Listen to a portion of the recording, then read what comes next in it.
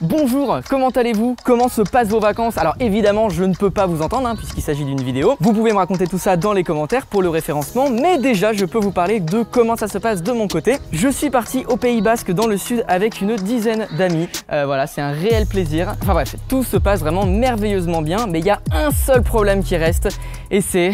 Le Wi-Fi, putain! Toujours le Wi-Fi. Toujours le Wi-Fi. Ça fait 2 semaines là. Le Bifi! Non, le Wi-Fi, Nico, le Wi-Fi. Ah.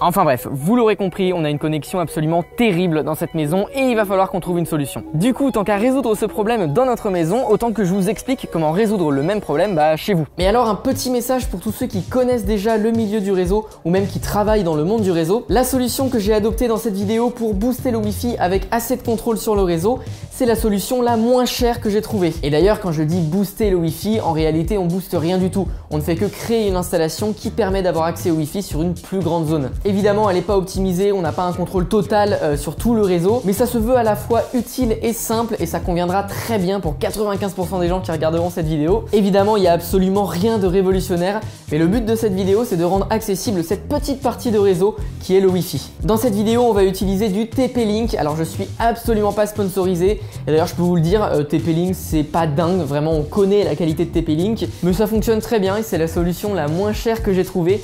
Donc, si jamais vous aviez fait autrement ou que tout simplement vous avez des conseils à me donner, n'hésitez surtout pas en commentaire ou par message privé via mes réseaux. Vraiment avec plaisir, je lirai vos messages. Donc bref, on y retourne. On va donc faire deux choses pour améliorer notre connexion internet dans la maison. Première chose, on va installer la fibre optique dans la maison qui permettra d'avoir un débit bien supérieur comparé à l'ADSL qu'on avait avant qui est vraiment complètement pourri. Évidemment, vous n'êtes absolument pas obligé d'avoir la fibre pour booster votre Wi-Fi. Simplement, nous, on pouvait le faire, donc on l'a fait et ça nous permet d'avoir un meilleur débit. Mais ce sera toujours mieux de booster le Wi-Fi même d'une connexion ADSL. Et deuxième chose, on va booster le Wi-Fi dans toute la maison puisque les antennes Wi-Fi d'une box sont absolument moisies. Donc en gros, on va installer des antennes un peu partout pour capter le Wi-Fi partout dans la maison. Et vous allez voir, c'est assez technique, mais ne vous en faites pas, je vais vous expliquer pas à pas comment refaire ça chez vous. Donc on y va, c'est parti. L'idée, c'est donc de créer un système qui va venir booster le Wi-Fi dans votre maison. Mais avant ça, il faut que je vous parle du sponsor de cette vidéo qui est Hookies. Hookies, c'est un site internet qui vend des clés d'activation pour des jeux vidéo et des logiciels. Et vous vous en doutez, les clés d'activation sont bien moins chères que si on venait les prendre directement sur Steam par exemple. Alors bon, vous vous en doutez, je joue pas trop aux jeux vidéo, j'ai pas du tout une tête de gamer. Mais par contre, il y a autre chose qui m'intéresse, c'est la version pro de Windows 10. Sur Hookies, elle est à seulement 16 €. Et encore, avec le code promo AA20, vous avez encore 20% de réduction par rapport aux 16 €. Ce qui fait... Ah, attendez, parce que tout ce qui est sciences, maths, etc., c'est pas trop bon truc comme vous vous en doutez. 12,80 €. Ça va, franchement c'est honnête. Après avoir acheté la clé d'activation de Windows 10 Pro, on peut directement l'utiliser et donc activer Windows 10 Pro sur notre ordinateur. Et cette activation, elle est permanente, c'est-à-dire qu'il n'y a pas de date de péremption où ça va se bloquer. Et je vous laisse quelques liens en description vers différentes versions de Windows 10 qui sont disponibles sur Hookies. Bon, on a quand même un Wi-Fi à booster là, donc c'est parti. Ok, bon, avant de placer les antennes dans la maison, je vais déjà vous expliquer d'où vient la connexion internet et d'où vient la fibre optique en fait. Tout d'abord, la fibre optique arrive dans un PM, un point de mutualisation qui permet de redispatcher la fibre vers les zones concernées, donc par exemple dans un immeuble ou dans des quartiers d'une ville. Et ensuite on a plusieurs fibres optiques qui viennent du PM directement dans ce qu'on appelle le PBO, le point de branchement optique. Alors on a profité de l'intervention du technicien qui vient installer la fibre pour vous montrer ça justement. Alors des PBO, il y en a de plusieurs types différents, que ce soit dans le sol, aérien ou directement dans les immeubles. Mais en gros c'est ici que la fibre optique est dispatchée vers chaque habitation différente. Et c'est ce qui nous permet ensuite de nous avoir la fibre dans la maison. Et après ça, la fibre optique arrive dans la maison grâce au PTO, le point de terminaison optique. Qui me tire dessus là? Ça tombe du ciel? C'est le petit boîtier qui permet de se raccorder à la fibre directement chez vous en gros. Et après ça, la fibre optique va dans un ONT qui permet de transformer entre guillemets le signal fibre optique en signal Ethernet via du RJ45. Et ensuite, ce câble Ethernet va directement dans votre box et c'est ce qui vous permet d'accéder enfin à Internet. Sauf que c'est ici qu'on a le problème du Wi-Fi.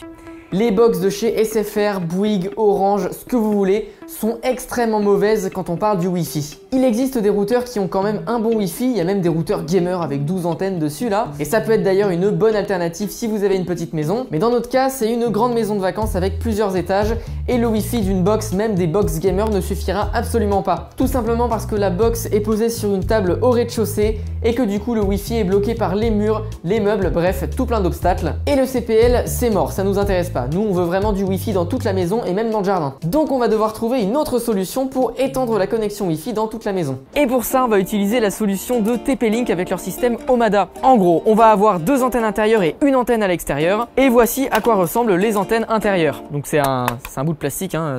Voilà, rien de plus. Si, un petit peu plus quand même, on va pas déconner.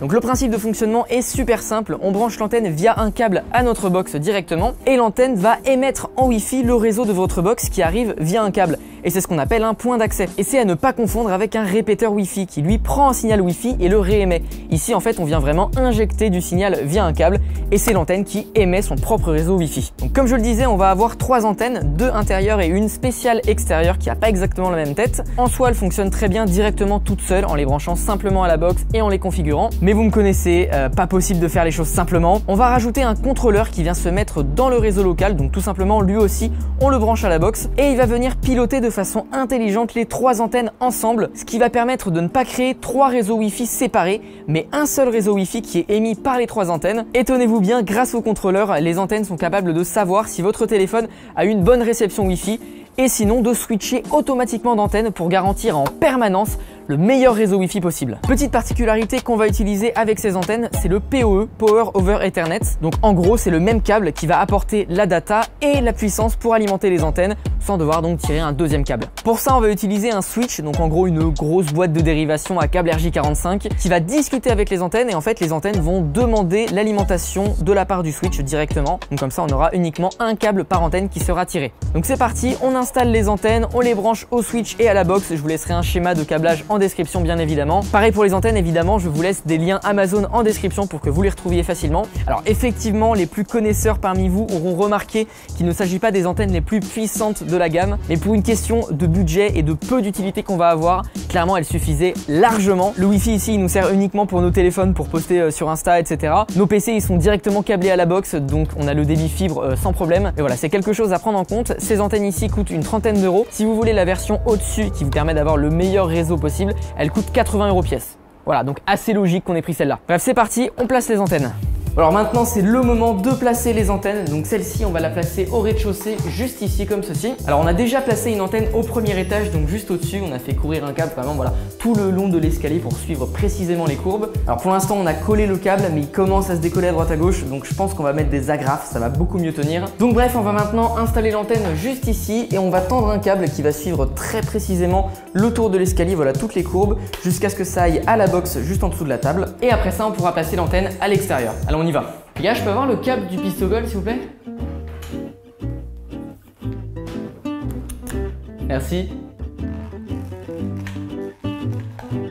Putain, les petites colles, merde. Attends.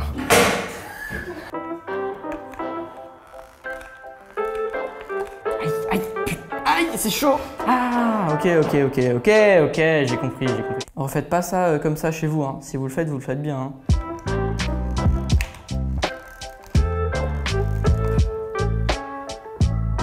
Qui est la personne qui a installé un lustre là?